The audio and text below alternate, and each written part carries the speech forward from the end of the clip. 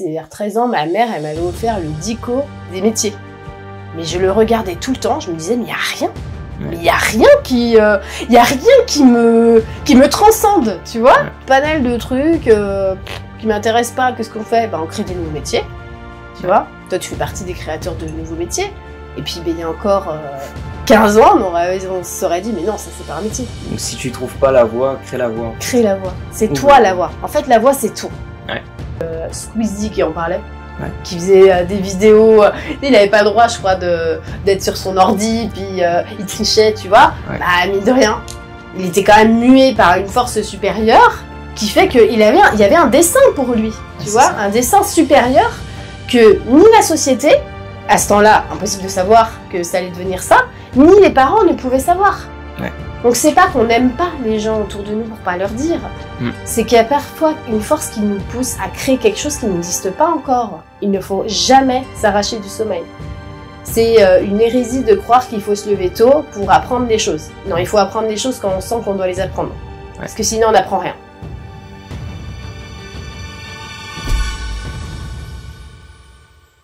Lulu, merci de me recevoir pour ce podcast. Moi, c'est un très grand honneur. Aujourd'hui, on va parler entrepreneuriat et spiritualité. Pourquoi avec Lulumineuse aujourd'hui? Moi, voilà, je le dis clairement, t'as toujours été un de mes exemples du point de vue entrepreneuriat et spiritualité. Réussir à maintenir ce don tout en étant un petit peu dans la société, etc.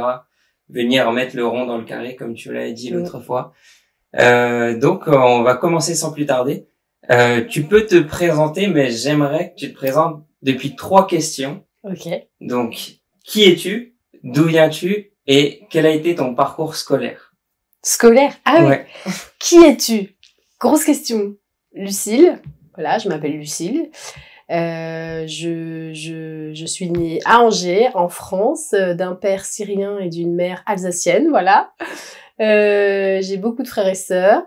C'était quoi la deuxième question? D'où viens-tu? Ouais, d'où viens-tu? De Angers. Parcours scolaire. Le parcours scolaire classique avec et maintenant il y a plus les mêmes trucs, mais j'ai fait un bac cinéma, audiovisuel et littéraire, ce qui était assez rare à l'époque. Mais c'est un bac général littéraire, si tu veux que tu as du cinéma dedans. Et puis ensuite, j'ai fait pas mal de choses. J'ai fait la fac, j'ai fait un BTS, j'ai fait... qu'est-ce que j'ai fait? J'ai fait des études dans l'acting. En fait, j'ai fait beaucoup de choses. Ah ouais. Je me suis laissée... scolairement parlant, on va dire que à la fois, j'étais influencée parce que mes grands frères avaient ouvert un chemin. J'étais obligée par exemple, j'étais obligée d'avoir mon bac. Ouais. Voilà. Donc après, j'étais obligée d'aller en études supérieures parce que dans la famille, c'était comme ça.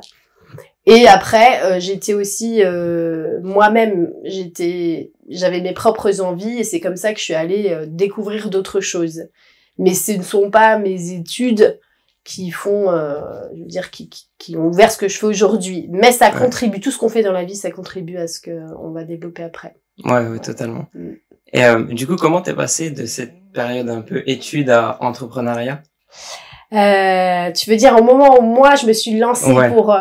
déjà, j'ai jamais envisagé que on puisse me dire toute ma vie ce que je dois faire. Ça, c'est pas possible pour moi. Et très tôt, tu vois, je me souviens, j'ai toujours ce souvenir-là. Je suis avec une connaissance. Elle avait fait, je crois, un bac pro-vente, tu vois, un truc comme ça. Et là, on passe devant une boutique et elle me dit là, ils m'ont proposé un CDI. Et le réflexe que j'ai eu, c'était tu vas pas faire ça.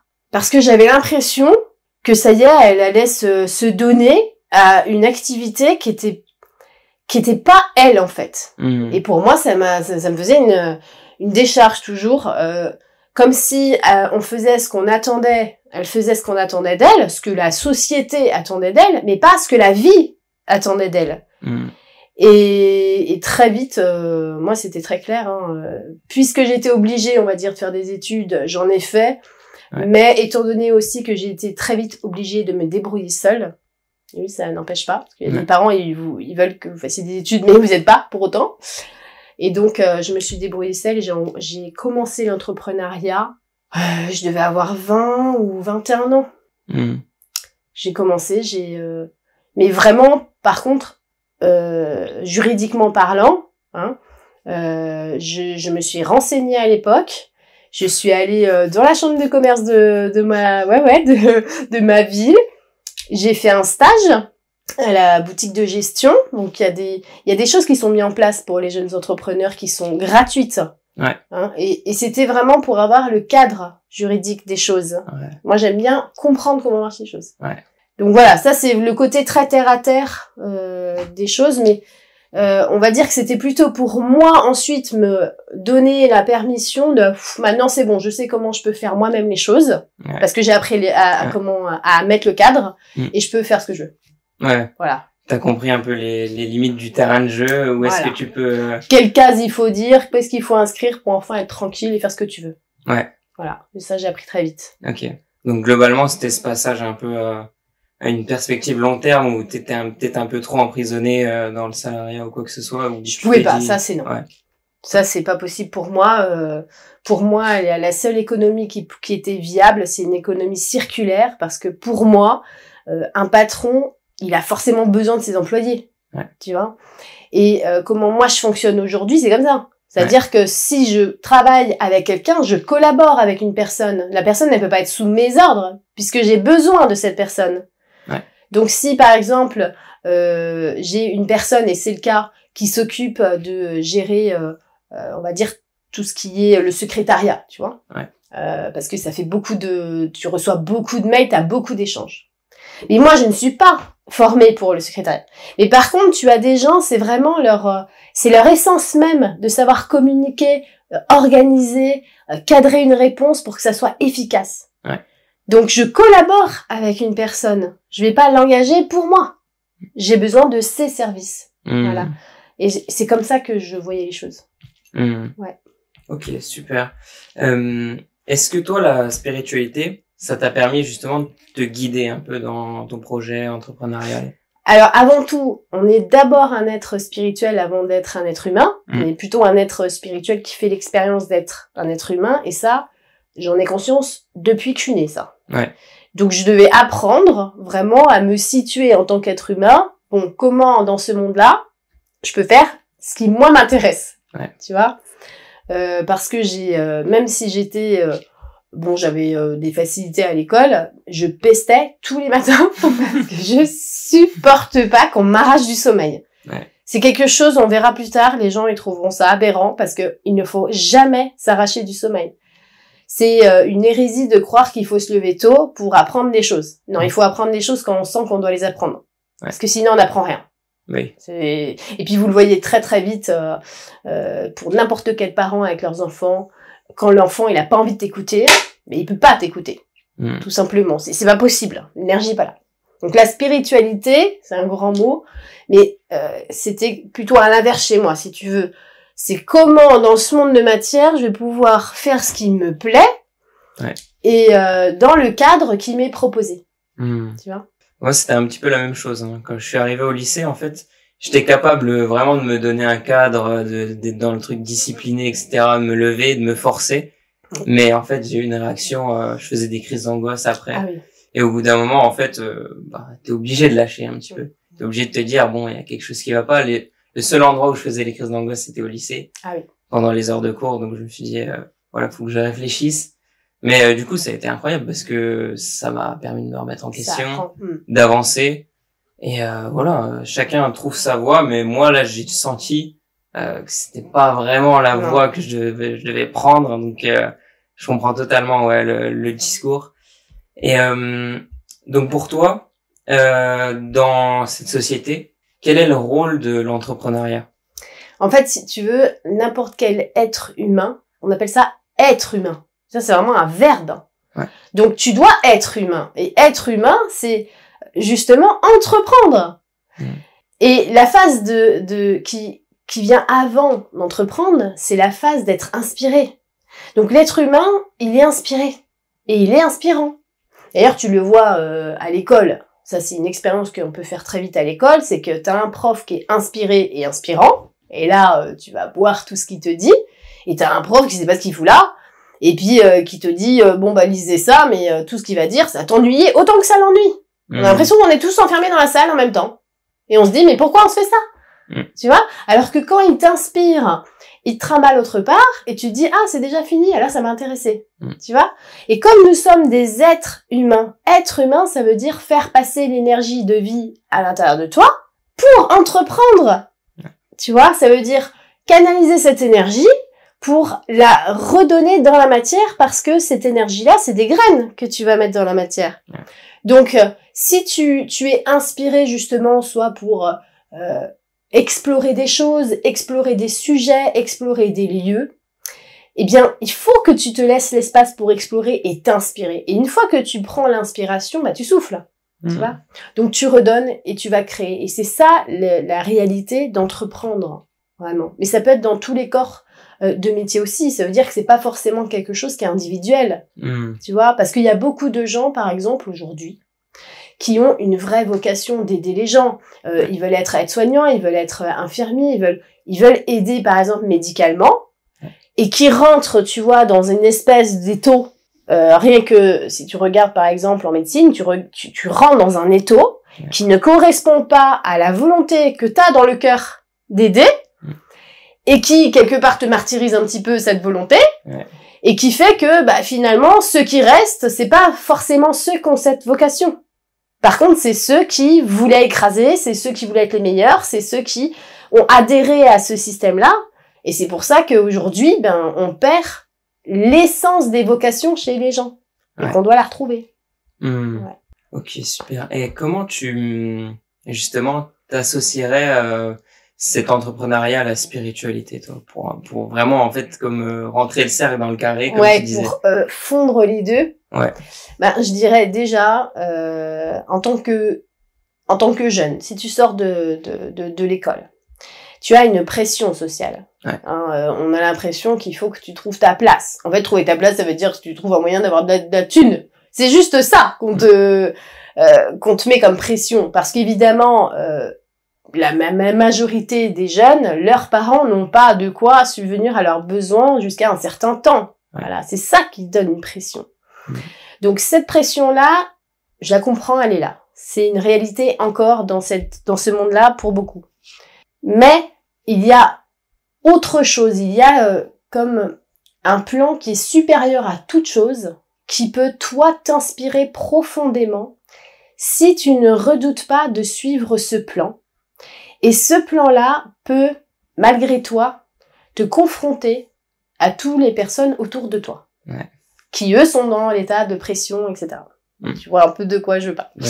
Voilà. Et donc, malheureusement, puisque c'est pas encore un système qui est, on va dire, révélé, voilà, le système supérieur qui régit tout, eh bien, il est révélé dans la nature. Tu vois bien qu'il y a un plan supérieur qui va faire qu'il y a un coquelicot qui pousse au milieu de la route. Bon, toi, tu peux être le coquelicot qui pousse au milieu de la route, tu risques de te faire un peu écraser par les bagnoles, mais tu peux. Mais ça va te demander une foi. Ça veut dire quoi? Ça veut dire une confiance, parce que confiance, ça vient du mot latin avec la foi. Donc ça veut dire j'ai confiance en une inspiration qui me guide. J'ai la sensation que je dois explorer ci, que je dois explorer ça, et je vais y aller sans sans me mettre trop de pression. Il y a un conseil que je peux donner, c'est que quand tu as vraiment un projet à l'intérieur de toi, quelque chose que tu nourris, qui te nourrit déjà. C'est pas toi qui le nourris, mais ça te nourrit à l'intérieur. Eh bien, évite d'en parler à tout le monde. Parce que tu vas prendre cette énergie, en envoyer l'un à un, et tu auras un reflet disgracieux, et un autre reflet, et un autre reflet, et un autre reflet. Et ensuite, tous ces reflets-là, alors que ça part de ton énergie, ils te reviennent, mais ils te reviennent, tu sais, dans des miroirs déformés, qui peuvent, toi, te créer des doutes et des pensées que tu n'avais même pas au départ. Et des craintes. Ce fameux saut de la foi, quand tu commences l'entrepreneuriat. Moi, j'ai remarqué qu'il y avait justement un lien, c'est pour ça que je fais le podcast sur ce thème aujourd'hui, entre entrepreneuriat et spiritualité. Exact. Notamment là, chez les jeunes entrepreneurs que moi je côtoie, un peu plus de ma tranche d'âge, l'ouverture spirituelle, elle s'est faite aussi grâce à ça. Ils se sont lancés, ils sont allés au-delà de leur peur, au-delà du regard des autres. Exact. Est-ce qu'il y en a un qui regrette? Ah non, en vrai. Jamais. Mais c'est ce que j'ai remarqué, en fait, c'est qu'au-delà de la peur, il y a toujours de l'amour, en fait. Exactement. Parce que là, tu vas dans l'amour que tu ressens dans toi. L'amour, il va pas être parce que bon, bah, tu t'es forcé à prendre ce boulot et puis il y a une collègue de travail qui est sympa. C'est pas ça. Ouais. Tu vois? Ouais. Et ouais, en fait, j'avais remarqué ce côté-là et je me suis dit pourquoi pas en parler justement aujourd'hui parce que comme tu le dis là, ce saut de la foi, cette peur, en fait, c'est tellement important. C'est un peu même, je trouve, les prémices des fois de certaines ouvertures spirituelles. Exactement. C'est la première graine. Moi, ça me fait penser à ce que tu disais, en fait, de pas dévoiler sa graine quand on est seulement en train de la planter. Oui. D'ailleurs, j'avais lancé, moi, mon entreprise même avant d'avoir 18 ans. Je commençais un petit peu entre deux. Et je n'avais pas parlé, quoi, à ma famille. Bon, après, ils l'ont appris. Ça a été dur, tu vois, je me suis fait un peu... mais au final, je sais que c'est ce que je devais faire. Et maintenant, ils comprennent beaucoup mieux. Donc, et oui, et puis c'est les premiers, ils sont aux premières loges. Ouais. Pour voir la graine qui a grandi, tu vois. C'est ça. Tu sais, j'avais vu Squeezie qui en parlait. Ouais. Qui faisait des vidéos, il avait pas le droit, je crois, d'être sur son ordi, puis il trichait, tu vois. Ouais. Bah, mine de rien, il était quand même muet par une force supérieure qui fait qu'il y avait un dessein pour lui, tu vois, un dessein supérieur que ni la société, à ce temps-là, impossible de savoir que ça allait devenir ça, ni les parents ne pouvaient savoir. Ouais. Donc c'est pas qu'on n'aime pas les gens autour de nous pour pas leur dire. C'est qu'il y a parfois une force qui nous pousse à créer quelque chose qui n'existe pas encore. Et ça, faut l'écouter. Ouais, en fait, je pense même que des fois, c'est la plus belle forme d'amour de faire ce qui nous plaît vraiment, enfin, ce pourquoi on a l'élan. Pour nos proches, même si sur le moment, c'est ce pourquoi ils résistent. Exact. Au final, je pense que la réalité, c'est que nos proches, ils veulent nous voir heureux. Mais oui. Et même s'ils ont des peurs, en fait, de faire ce qu'on aime, c'est la meilleure chose qu'on puisse faire. Exactement. Évidemment qu'ils ont des craintes de sécurité parce qu'on est dans un monde matériel où la sécurité demande des garanties. Mais ça, c'est en train de valdinguer. Mais grâce aux nouvelles générations. Parce que si on arrive à sécuriser dans le cœur, tu vois, on est sécurisé dans le cœur et plus dans les biens, et ben tout le monde est sécurisé. Ouais. Tu vois? Comment un entrepreneur qui jusqu'à aujourd'hui n'avait aucune conscience de ses savoirs peut-il intégrer la spiritualité dans sa vie professionnelle quotidienne? Ça, je sais pas, on y a peut-être déjà un petit peu répondu. Peux-tu partager? Je sais pas si t'étais inspiré sur cette question. C'est naturel. Ouais. Naturel. C'est quelque chose qui va venir à lui, va changer la manière de faire. Il y a des entrepreneurs, par exemple, pour en connaître, qui sont partis sur un modèle. Tu vois? Tu prends pour un modèle d'exploitation, ils ont fait des calculs parce que, on leur a appris à faire comme ça. Parce qu'on apprend la rentabilité quand on est entrepreneur. Mais dans le vieux schéma d'entrepreneur, tu vois. Et il y a un moment, ils se sentent même plus eux-mêmes en accord avec ça. Tu vois. Est-ce que à ce moment-là, ils vont avoir la foi et faire le saut pour faire des aménagements qui vont faire qu'ils vont se réaligner avec ce que eux, vraiment à l'intérieur d'eux, ça dit? Ça leur appartient. Mais on peut toujours se réaligner. Même si ça vient après, si notre regard évolue, il faut évoluer, il faut faire évoluer aussi ce qu'on a créé. Il y a une phrase, moi, que j'adore, c'est Jésus qui la disait, c'est « chercher le ciel et le reste vous sera donné ». Exactement. Est-ce que tu penses, toi, que c'est le même principe pour le démarrage d'une entreprise, du coup? En fait, si tu veux, nous, on scinde les choses, c'est-à-dire qu'on démarre une entreprise. Mais en fait, entreprise, ça veut dire entreprendre. Ça veut dire on commence à activer quelque chose qui va réunir les gens, qui va fournir quelque chose aux gens, tu vois. Et qu'est-ce qui fait ça? C'est Dieu qui fait ça. Donc forcément, si on cherche cette vérité qui nous parle de l'intérieur, c'est pas la nôtre, c'est une grande vérité qui nous parle de l'intérieur.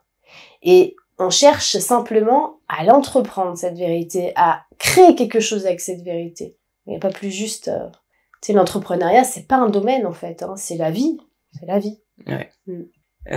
Est-ce que tu penses que toi aussi, que toute nouvelle activité doit porter un élan dédié? En vrai, ça reprend à ce qu'on a dit exactement. Tac. Ah oui, celle-là, en fait, je pense que du coup, c'est déjà un petit peu répondu aussi, mais quand on agit sincèrement avec le but d'aider, du coup, il se dégage quelque chose émotionnellement, même par exemple dans l'entreprise, quand on cherche sincèrement à aider les clients. Est-ce que du coup, ça se répercute sur le plan financier. Dans le sens où, lorsqu'on agit avec l'intention sincère d'aider, ça se répercute ensuite naturellement sur le point de vue financier.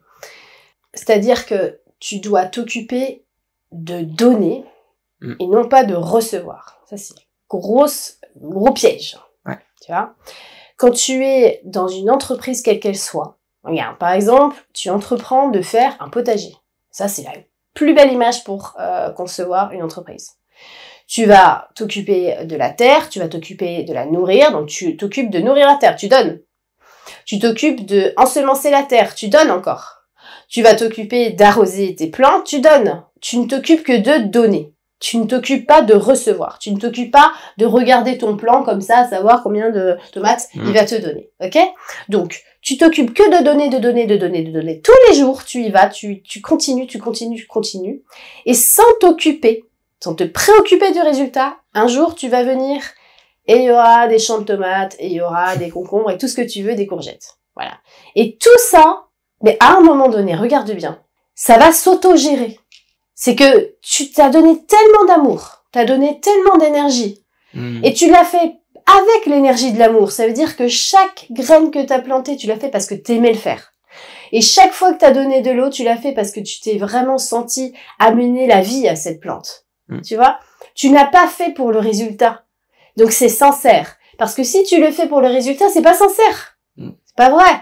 Tous les jours, tu vas dire, ah, ça me saoule de arroser ces plantes à la con, parce que moi j'attends qu'elles poussent. Ça, c'est pas sincère. Là, il n'y a pas l'énergie de vie. Là, il y a un contre-courant, il y a une disharmonie. La disharmonie, tu la sèmes, tu vas la retrouver. Mais si tous les jours t'y vas, t'es trop heureux, un jour, tu vas y aller, t'auras ton potager, ça sera féerique. Et même tes voisins, ils vont dire, mais comment ça se fait que t'as des énormes asperges comme ça? Moi, elles sont pas aussi grosses, mes asperges. Et puis, t'auras tellement à foison que, finalement, tu sauras plus quoi faire avec. Tu vois? Ouais. C'est ça, l'entreprise dans je donne, mais en fait, je m'occupe même pas de recevoir, parce que j'ai même pas peur. Parce que, quand je donne, au moment où j'arrose la plante, où je mets la graine, en fait, je reçois tout l'amour de ce que je suis en train de faire maintenant. Je suis déjà dans la réception. Comme ça que ça marche. Ça, c'est les principes de l'univers. Ça, c'est des lois universelles. On reçoit instantanément, du coup. Instantanément. Quand tu donnes, tu offres un cadeau à quelqu'un. Ah oui. Tu reçois tout de suite. Ouais. Et c'est exactement la même chose. Ouais, même juste rendre un petit service ou... Toujours. Donc, on parle beaucoup de l'intention derrière les actes. Est-ce que pour toi, deux personnes peuvent faire les mêmes choses pour la même entreprise, on va dire, et avoir quand même des résultats qui sont radicalement différents? Absolument. Il n'y a pas un seul être humain qui porte la même énergie. Ouais. Donc, même s'ils font quelque chose qui, dans l'ensemble, est similaire, il n'y a pas exactement la même énergie. S'il n'y a pas exactement la même énergie, tu n'as pas exactement la même résonance. Tu vois, par exemple, nous, on parle de sujets dont d'autres vont parler. On dit peut-être les mêmes choses, mais d'une autre manière, avec un autre vocabulaire. On le dit aussi avec notre culture, avec notre époque. Et forcément, ça va créer d'autres choses. Donc, même si ça se ressemble, c'est pas la même chose. Et ça ensemence des terrains qui n'auraient pas pu être ensemencés. Ouais, c'est toujours le même savoir, mais sous plein de formes différentes. Toujours. De toute façon, dans toutes les époques différentes, c'est pour ça qu'aujourd'hui, t'écoutes une parole de Jésus, et ça va aussi pour aujourd'hui. Ouais. Juste qu'il faut qu'on le traduise. Ouais, c'est ça. Ouais. Et du coup, même par rapport à la métaphore du jardin, deux personnes peuvent planter la même graine, mais pas avec la même intention, donc tu n'auras pas le même résultat. Ouais. Non. Super. Moi, j'ai beaucoup entendu parler de cohérence, c'est-à-dire réaliser des actes en accord avec notre cœur. Donc, c'est la définition que j'ai compris. Est-ce que pour toi, c'est une clé du coup dans la réalisation d'une activité? Alors, la cohérence, j'expliquerai comme ça. Regarde, nous, en tant qu'être humain, on a un esprit avec un petit E. Ouais. Ok. Mais la force supérieure, c'est un esprit avec un gros E. Ouais. Et on va dire que le truc, c'est qu'on s'est un petit peu séparés. Donc, parfois, si tu veux faire les choses un peu tout seul, tu vas pas être forcément cohérent avec l'esprit de toute chose. Ouais. Donc, forcément, il faut d'abord que tu ailles, toi, dans la volonté, une volonté supérieure qui t'anime. Et cette volonté supérieure, forcément, elle est là pour le bien commun et le bien de tous. D'accord ? Tu vois bien que par exemple une personne qui cherche à faire du profit, comme on en voit malheureusement partout, tu vois bien que c'est pour son seul profit, que ça ne peut pas s'appliquer à tout le monde et ça va pas servir à tout le monde. Ouais. Donc la cohérence, c'est aussi savoir qu'il y a un esprit supérieur à toute chose et que d'abord tu dois être capable de l'accueillir en toi, cet esprit-là. Et ça, c'est une volonté supérieure qui dépasse ta volonté personnelle. Et si tu regardes ta volonté personnelle, elle est très influencée par les craintes, l'analyse et les projections de scénarios hypothétiques futurs qui te donnent des insécurités. Ouais. Tu vois. Donc quand tu te laisses beaucoup influencer par cet espace-là entre l'esprit et le petit toi que tu es, tout ça, c'est justement cette société et ces égrégores, tu sais, on parle souvent de ça. En fait, c'est des énergies d'influence. Et ça t'influence. Donc, vaut mieux se laisser fertiliser par le soleil, d'accord, que se laisser influencer par les gros nuages gris. Ouais. Tu vois? Est-ce que tu aurais, par exemple, des exercices, des outils pour agir du coup être un petit peu plus depuis cet espace-là, ouais. Nous, on cherche à faire, ouais. Tu vois, mais c'est être humain. Tu vois, on peut pas faire quelque chose pour se rapprocher de l'esprit. Mais plutôt, on peut arrêter de faire. Ça veut dire que à chaque fois que tu as des pensées qui créent intérieurement des états de séparation, tu t'éloignes tout le temps de la lumière de l'esprit. Ah bah oui, mais si je fais ça, ça va pas marcher. Ou alors la personne te le dit. Non, mais attends. Moi, je te dis, ça va pas tenir ton truc, hein. Donc tu te dissocies, tu te mets dans un état de séparation intérieure et ça y est, il y a des brèches qui se créent. Ces brèches sont des fragilités, ça t'amène une obscurité et tout à coup, tu ne vois plus clair. Tu vois? C'est exactement la même chose que si t'es devant un miroir et tout à coup, il y a de l'eau qui se dépose, tu vois? Des particules, tu prends ta douche, tu vois bien que ton miroir est embué. Tout à coup, tu vois plus clair dans le miroir. Eh bien, l'esprit, c'est un peu le sèche-cheveux qui vient sécher le miroir et tout à coup le reflet est clair. Ce que tu peux faire intérieurement toujours, c'est une hygiène quotidienne intérieure pour éviter de te dissocier en émotions et en pensée. Ouais. C'est le plus important. Okay, super. Que donnerais-tu comme conseil à ceux qui sont perdus et qui savent pas justement dans quoi se lancer comme activité, qui ont cet élan mais qui savent pas où, qui cherchent une direction à prendre?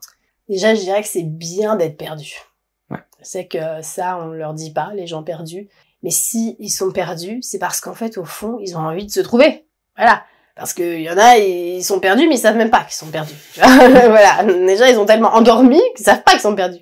Ouais. Donc, déjà, ceux qui sont perdus, c'est qu'en fait, ils ont un réveil intérieurement, mais ce qui est proposé ne résonne pas pour eux. Ouais. Tu vois? Moi, j'ai beaucoup de gens qui me disent, mais rien qui me parle.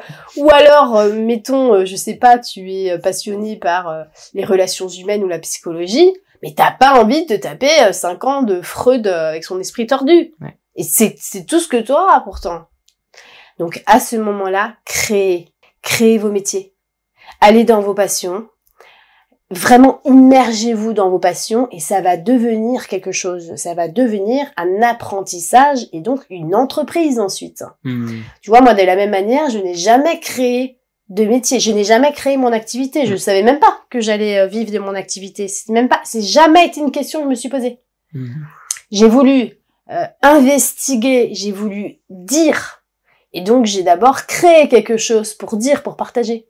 Ouais. Et ensuite, eh bien, forcément, il y a des gens qui demandent, il y a des gens qui ont besoin de ressources. Qu'est-ce que j'ai fait? J'ai fourni des ressources. À partir de ce que j'avais moi-même exploré, expérimenté, tu vois. Ouais. Donc, vas-y, ça n'existait pas. J'allais pas faire une école de ce que je fais aujourd'hui, ça n'existe pas. Tu vois?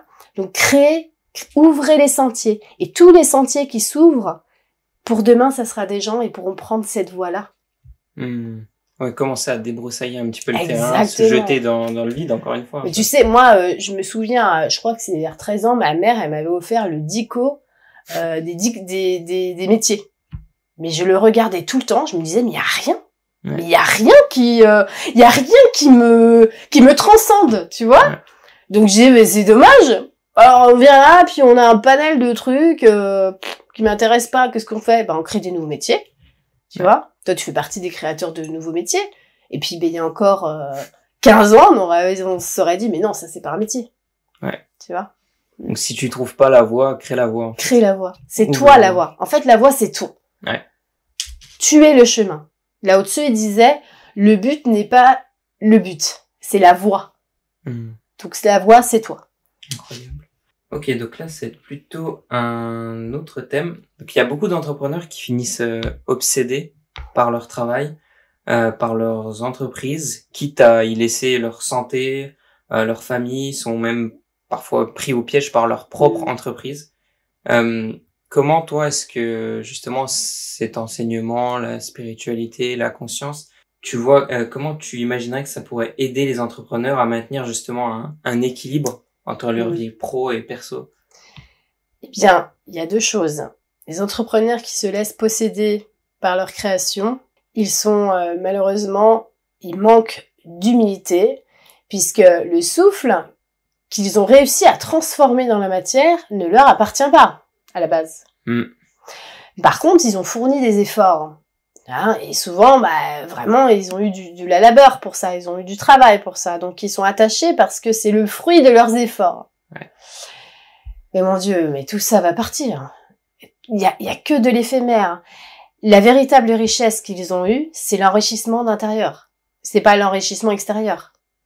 Donc, à partir du moment où tu comprends que la vraie richesse, elle est à l'intérieur, tu ne peux plus être possédé parce que tu possèdes. Il y a plus de question, justement, d'appartenance. Une des plus grandes souffrances sur notre terre aujourd'hui, c'est à cause des possessions.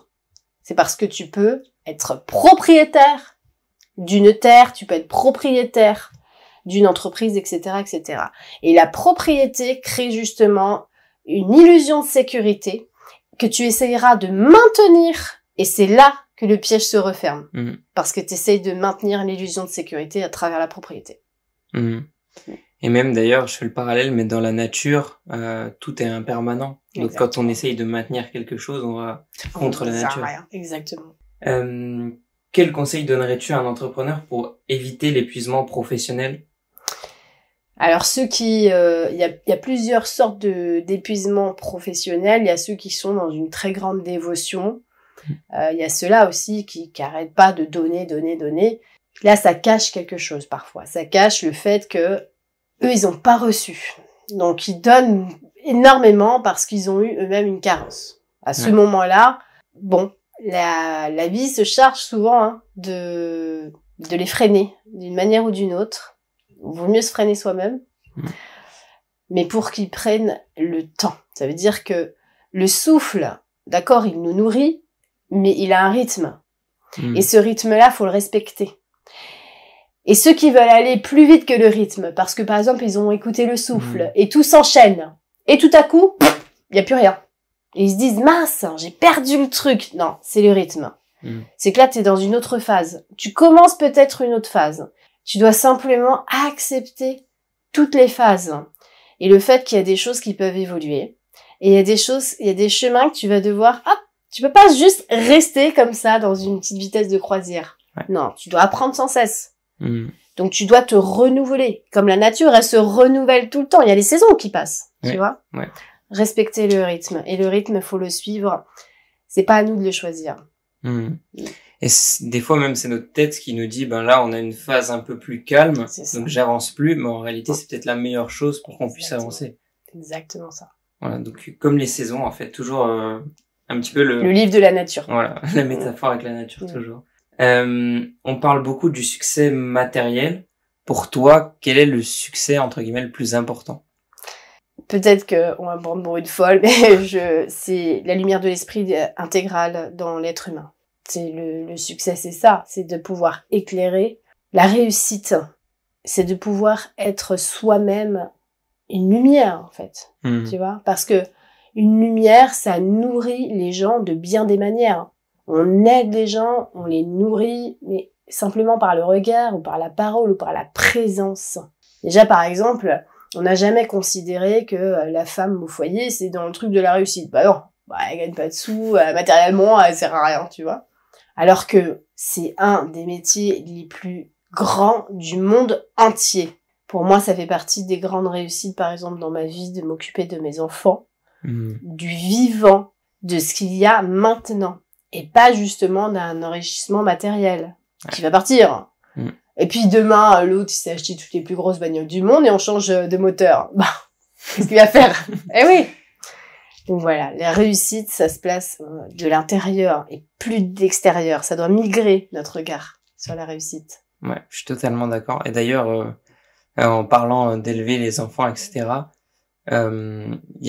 c'est démocratisé maintenant, mais on met le côté professionnel avant justement l'éducation des bébé enfants. À la carte.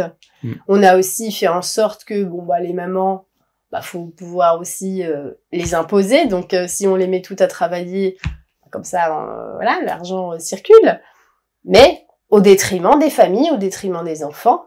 Et justement, on n'a pas assez considéré ce travail-là de soins et de relations. C'est quoi pour toi les risques spirituels, émotionnels qui sont associés à la poursuite uniquement du succès entrepreneurial? Alors si on poursuit un succès entrepreneurial, c'est qu'on a un problème psychologique, tout simplement. C'est un désir, souvent ça cache un désir de reconnaissance. Ça cache quelque chose, c'est comme si on veut se prouver quelque chose ou prouver quelque chose aux autres. Mais l'esprit te regarde. Je veux dire, s'il y a une force magnifique et qui est tout amour et qui te regarde avec bienveillance, c'est bien l'esprit qui va dire calme-toi Jojo, ça va aller. Là, t'as pas besoin de poursuivre ça. Dernièrement, j'expliquais, tu n'as pas besoin de faire de grandes choses. Tu as besoin d'être grand à l'intérieur de toi, vis-à-vis de toutes les choses. C'est plus important. C'est vrai que ça fait du bien d'entendre ça, parce que même moi, là, dernièrement, j'ai lâché un petit peu ce côté entrepreneuriat, etc., influence, posté beaucoup moins de vidéos, pris beaucoup plus de temps pour moi. Et tu vois les relations qui étaient plus proches quand forcément c'était les millions de vues, etc.